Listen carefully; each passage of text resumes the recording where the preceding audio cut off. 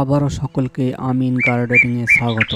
জসীমউদ্দিনের রাখাল ছেলে যারা পড়েছেন তারা অনুভব করেন প্র্যাকটিক্যাল হিসাবে গ্রামের সবুজে ভরা সৌন্দর্য। দিগন্তহীন মাঠের সবুজের বলয়ে যেন তুলিতে টানা দিগন্ত রেখা, কখনো স্বচ্ছ ফটিকের ন্যায় নীল আকাশ, কখনো গুরুগম্ভীর মুখে বাদলা হাওয়ায় ছোটা মেঘেদের দলবদ্ধ যোদ্ধা।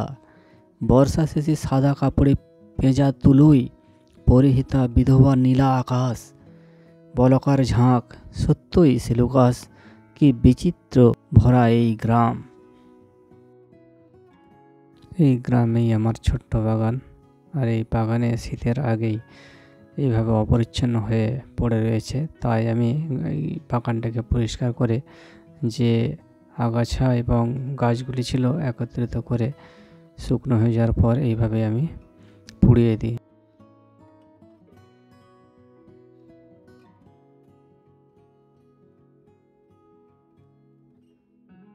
এরপরে এই মাটিতে আমি এই জৈব খাবার, এপাশে বাম দিকে দেখছেন হিউমিক অ্যাসিড, হাড় গুঁড়ো, এই সমস্ত জৈবিক খাবারগুলো মাটিতে পর্যাপ্ত পরিমাণে দেওয়ার পর কদলে নেব মাটিটাকে ভালো করে। এরপরে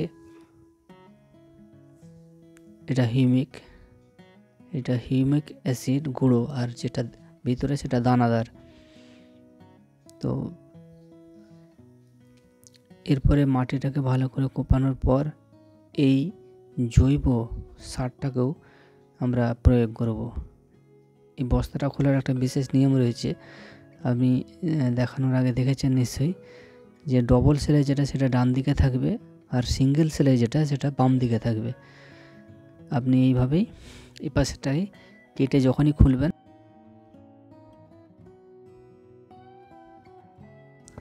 তাহলে কিন্তু আপনি অনায়াসে এটা খুলে নিতে পারবেন, এবং প্রথম সুযোগেই আপনি খুলে নেবেন। নচেত আপনি পুরো বস্তাটাকে কেটে আপনাকে বের করতে হবে, কখনোই আপনি উল্টো দিক থেকে এটা খুলতে পারবেন না। যাই হোক, এই বস্তার মধ্যে আপনি দেখবেন রয়েছে এতে ধানের তুষ,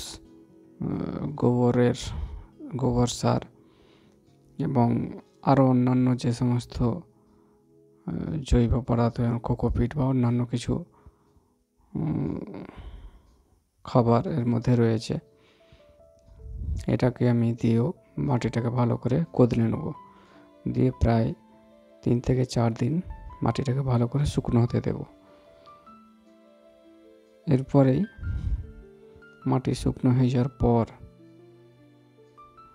আমি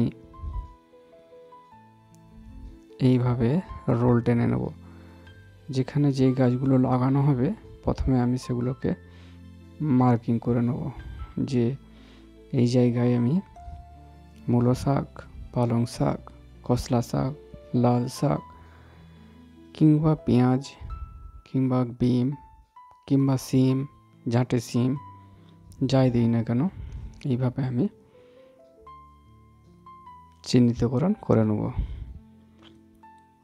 করার পর এইবার যথাসময়ে বীজগুলোকে বপন করে নেব। তার আগে দেখে নেব মাটিতে কোনো রকম ফাঙ্গাস আছে কি না। যদি থাকে তাহলে ফাঙ্গিসাইড দিয়ে অবশ্যই সেটাকে মাটিটাকে শোধন করে নিতে হবে।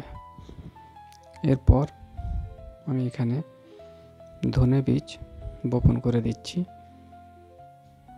এইভাবে মাটিতে কোপানোর পর বীজগুলোকে সুন্দরভাবে ছড়িয়ে দিয়েছি। দেওয়ার পর এই মাটিটাকে একটু কুপিয়ে নিতে হবে, যাতে করে বীজগুলো মাটির বাইরে না থেকে যায়। দিয়ে এর উপরে আপনি খত দিতে পারেন, যেটাকে কম্পোস্ট সার বলা হচ্ছে, এটাও দিতে পারেন। এটা আমার পটল গাছ, এটা শীতের আগেই হয়েছিল, প্রচুর পরিমাণে পটল ধরেছিল। এটার ভিডিও আলাদাভাবে আমি দিয়ে দেব। যাই হোক, বাগানটাকে সেইভাবে এখনও গুছাতে পারিনি, কিন্তু তারপরেও যতটা সম্ভব আমি গাছগুলোকে সাজানোর চেষ্টা করেছি। টবে বিভিন্ন ধরনের ফুলের গাছ সেগুলোকে লাগানোর চেষ্টা করেছি এবং যথাসম্ভব গাছগুলোকে খাবার এবং ফাঙ্গিসাইড মাঝে মধ্যেই দিয়ে এটাকে রোগমুক্ত রাখার চেষ্টা করেছি।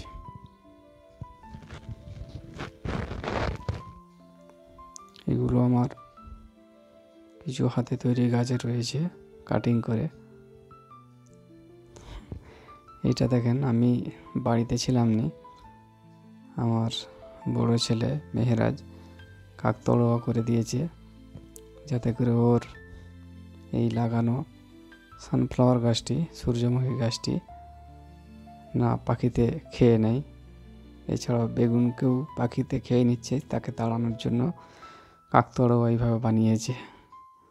কিন্তু পরবর্তীতে এসে আমি এটাকে সরিয়ে দিই, কারণ পাখিদেরও খাওয়ার অধিকার রয়েছে, তাদেরকেও বাঁচার জন্য খেতে হবে এবং তারা এইভাবেই বিভিন্ন চাষির কাছ থেকেই বা বন থেকেই খাদ্য আরোহণ করে থাকে।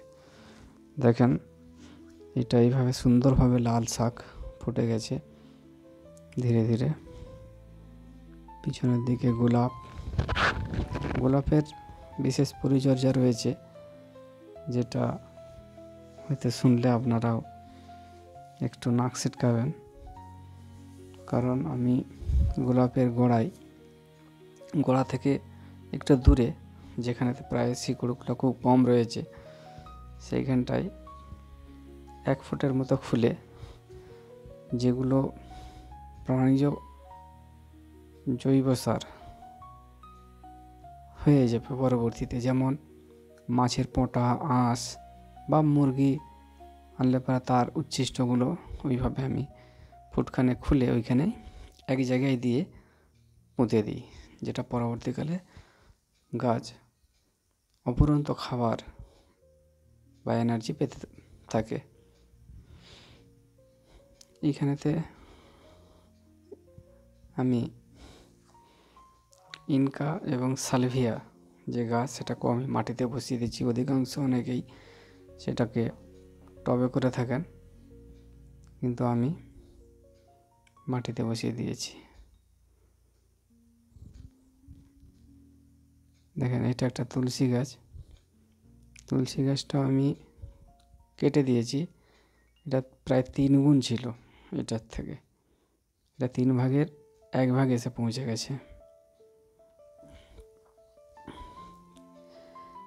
যাই হোক, আমার লাগানো এটা ঝুমকা বেগুন আমি গ্রীষ্মে লাগিয়েছিলাম, কিন্তু অযত্নেই পড়েছিল।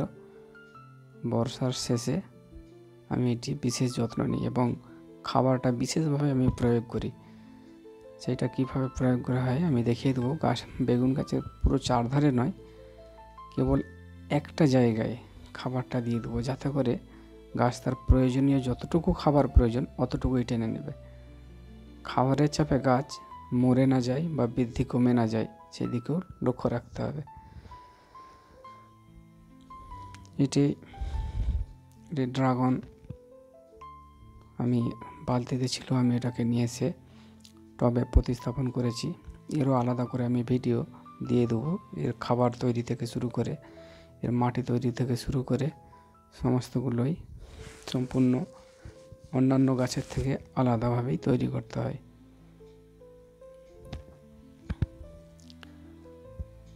এটাও একটা ড্রাগন। এই ড্রাগনটা আমি কিনে এনেছিলাম। এই খেজুর গাছ, এটা একটা সৌদির খেজুর। ওই খেজুর গাছের সঙ্গে ড্রাগন গাছটা হয়েছিল, ওটাকে আলাদা করে লাগানো হয়েছে অন্য জায়গায়। এগুলো ইমপেশেন্স।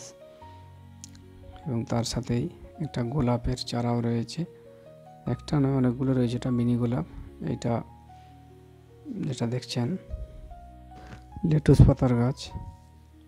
এর আগে যেটা দেখলেন লেটুস পাতার গাছ, এটা চন্দ্রমল্লিকা। চন্দ্রমল্লিকা এবছর লাগাতে অনেকটাই দেরি হয়ে গেছে। আমি প্রায় অক্টোবর মাসের দিকে লাগিয়েছি, আমি বেশি সময় পাইনি। অসাধারণ সুন্দর গোলাপ। গোলাপগুলো একসঙ্গে যখন ফুটবে আরও সুন্দর লাগবে। এটি আমার মাস 3 আগে রিপোর্টিং করা একটি বোগেনভেলিয়া গাছ, যেটা এরই মধ্যে এত পরিমাণে ফুল দিয়েছে যেটা আমিও কল্পনা করতে পারিনি। আমি ভেবেছিলাম হয়তো ফুলটা পরের বছর নেব, কিন্তু এবছর থেকেই প্রচুর পরিমাণে ফুলে গেছে। এটা আমার সজনা গাছ, যেটা বালতিতে লাগানো রয়েছে এবং ফুলও এসে গেছে সজনা গাছে। ভালো করে লক্ষ্য করে দেখবেন। বেগুন, এটা ঝুমকা বেগুন, এটা কিন্তু শীতের বেগুন নয়, এটা বর্ষার আগের গ্রীষ্মকালের বেগুন, যেটা আমার বর্ষার পরে শীতকালেতেই এসে ফলতে শুরু করেছে এর পরিচর্যা বা যত্ন নেওয়ার পর, এবং প্রচুর পরিমাণে বেগুন হয়েছে। এটা এক ধরনের বিশেষ ফুলের গাছ, যেটা পরবর্তীকালে আমি ভিডিও করব। দেখবেন পুরো গাছ সাদা হয়ে গেছে, একটা পাতা দেখতে পাবেন না, পুরো গাছটা সাদা লাগবে, সাদা। এটা আমার মটর গাছ। এর আগের ভিডিও আমি দেখিয়েছি যে মটর গাছেতে বাতা আর সুতা দুটোই লাগিয়ে দিলাম এই বলে। এবং ওলকপির গাছগুলো দেখছেন প্রায় 2-3 দিনের মধ্যেই দ্রুত হারে বেড়েছে। একটু বৃষ্টি হয়ে যাওয়ার ফলে এই গাছগুলো আরও তরতাজা হয়ে গিয়েছে। এটা বিমের গাছ, ঝাঁটি বিম। এবং ঝাঁটি বিম বেশি খাবার দিলেই কিন্তু গাছে কোঁকড়া ধরনের একটা ধরনের রোগ লেগে যায়। একে ঠিক নিয়ম করে এবং পরিমাণ মতো খাবার দিতে হবে, না বেশি না কম। পাশে পেঁয়াজ। এটা চন্দ্রমল্লিকা। এবছর চন্দ্রমল্লিকা আমার লাগাতে অনেকটাই দেরি হয়ে গেছে। অক্টোবর আমার জুলাই বা আগস্টে লাগানোর কথা, আমি লাগিয়েছি অক্টোবরে। যাই হোক, তবুও ফুল ফোটাতে পেরেছি, এটাই অনেক। এটা একটা সূর্যমুখী, আমার বড় ছেলের শখের গাছ। এটিকে নিয়ে এসে লাগানোর পর থেকে ছোট অবস্থাতেই কুড়িয়ে এসে যায়, এবং এটা ছোট অবস্থাতেই ফুলের আকারটা কিন্তু অনেকটাই বড় দেখা যাচ্ছে। গাজর, এগুলো গাজর লাগানো রয়েছে। গাজর অলরেডি বড় হতে শুরু হয়ে গেছে, এখন তুললে হয়তো 1 আঙুলের মতো নিচে চলে গেছে শিকড়গুলো। পাশেই দেখুন বিট গাছগুলো তো অসাধারণ। আমি এই বিট গাছকেই পালং শাকের মতো রান্না করে খেয়েছিলাম। পাতাগুলো অসাধারণ, অপূর্ব টেস্ট। আপনারা যদি কখনো লাগান, পালং শাকের পাশেই আপনারা এই বিটকে কিছুটা দানা ছড়িয়ে দিবেন এবং পালং শাকের মতো রান্না করে চচ্চড়ি করে খাবেন, দেখবেন খুবই সুন্দর লাগবে। আমার গাছ লাগানোর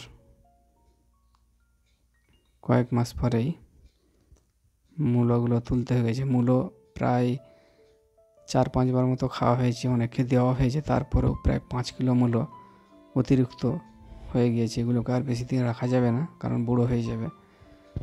আচ্ছা, সবাই বলে বুড়ো হয়ে যাবে, বুড়ি তো কেউ বলে না। মেয়েরা খুব চালাক, আনাজ তো ওরাই কাটে, তাই সব কিছুকেই ওরা বুড়া করে দেয়, বুঝেছেন তো। নিজেদের উপর কখনোই ওরা দোষ চাপাবে না, বুড়ি কখনো বলবে না, সব বুড়া। যাই হোক, বেগুনের যে ফলন, আমিও অভিভূত। এবছর আমি নতুনভাবে এদের খাবার দিয়েছি, নতুন পদ্ধতিতে খাবার দিয়েছি, এবং এর ফুলগুলো টিকে রাখার জন্য জলের পরিমাণটাকেও নিয়ন্ত্রিত করেছি, না কম না বেশি। গাজর গাছগুলো অলরেডি বড় হতে শুরু হয়ে গেছে, এবং আর কিছুদিনের মধ্যে এগুলোকে তুলে খাওয়ার হয়ে যাবে। কাঁচাও খেতে পারি, রান্না করেও খেতে পারি, বা গাজরের হালুয়া করেও খেতে পারি, যাই হোক না কেন। এবং তার সাথে বিট থাকলে রঙিন পরোটা, রঙিন পিঠে করা যেতেই পারে।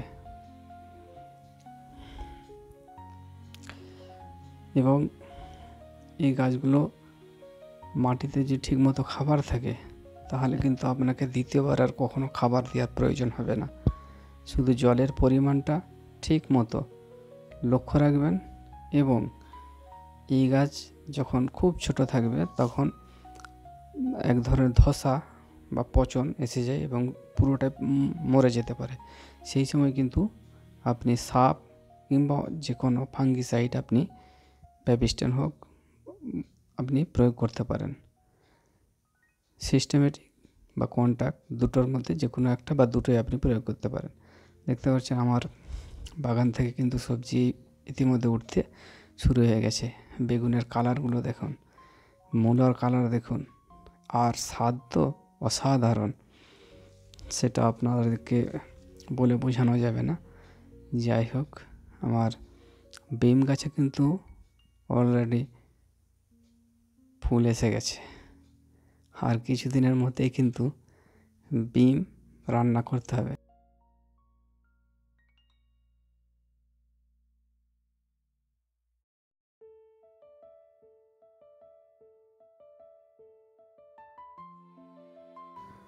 বাগানটাকে আমি খুব একটা ভালো করে গুছিয়ে উঠতে পারিনি, কারণ খুব অল্প সময় ছিল হাতে। আশা করছি ইনশাআল্লাহ আগামী বছর বাগানটাকে সম্পূর্ণ রূপে একটা নতুন রূপ দিয়ে তৈরি করার চেষ্টা করব। মটর কিন্তু আমার দুই ছেলের খুবই প্রিয়। এই মটর ফুলও আসতে শুরু হয়ে গেছে এবং মটর ধরার পরেই দেখবেন পরিপক্ক হওয়ার আগেই দুই ছেলের আক্রমণ শুরু হয়ে যাবে এবং এই সুন্দর বাগানটা, বিশেষ করে মটর বাগানটাকে দেখবেন পুরো মাড়িয়ে দিয়েছে, শুধু মটরটা আসার অপেক্ষায়। ওলকপি কিন্তু খাওয়া অলরেডি শুরু হয়ে গেছে, তুলে আমার কতগুলো খাওয়া হয়ে গেছে রান্না করে, এবং কাঁচাও আমি একটা খেয়েছি। অসাধারণ মিষ্টি, কল্পনাতীত মিষ্টি। অনেকে ভাববেন যে হয়তো চিনি দিয়ে খাচ্ছি, এইরকম। যাক, এইটা পাশে আমার লাউ গাছে একটা ডগলা গেড়ে দিয়েছি, যেটা বাঁশ গাছের মাথা শেষ প্রান্তটাকে বলা হয়।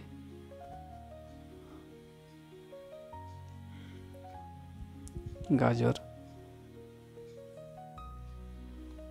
গাছে অলরেডি গাজর আসতে শুরু হয়ে গেছে। এইটার 15 থেকে 20 দিনের মধ্যেই গাজর খাওয়ার মতো আশা করছি হয়ে যাবে। এটা